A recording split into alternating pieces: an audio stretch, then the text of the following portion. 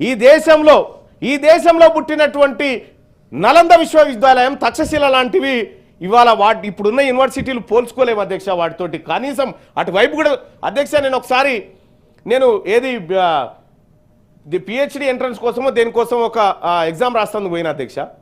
ఎంత బాగుండంటే అప్పుడు అధ్యక్ష తీన్మార్ వార్తలు ఎన్నో వస్తాయని వచ్చినాయి అధ్యక్ష. నేనే రాసినా, నాకు సీట్ రాలేదు అధ్యక్ష. అంత కాంపిటీషన్ ఉండే. ప్రోగ్రామ్ డిజైన్ చేసింది నేనే, మళ్ళా నాకు రాలే.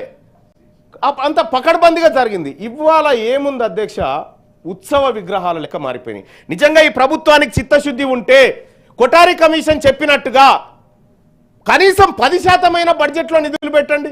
ఈ 10% బడ్జెట్లో నిధులు పెట్టి విద్యారంగం పట్ల మనకున్నటువంటి ప్రేమను చాటుకోవాలి. ఈ దేశంలో మిగతా అన్ని రాష్ట్రాల కంటే అత్యంత బలహీనమైన విద్యా విధానం తెలంగాణ రాష్ట్రంలో ఉండడం ఇది చాలా విచారకరం అధ్యక్ష, బాధాకరం. ఈ తెలంగాణ రాష్ట్రంలో విద్య వికసిల్లాలంటే సార్ ప్రైవేటును నియంత్రించడం తప్పనిసరి సార్. ప్రైవేటును నియంత్రించినప్పుడే ప్రభుత్వ విద్య బాగుపడుతుంది, దాన్ని కాపాడబడుతుంది సార్.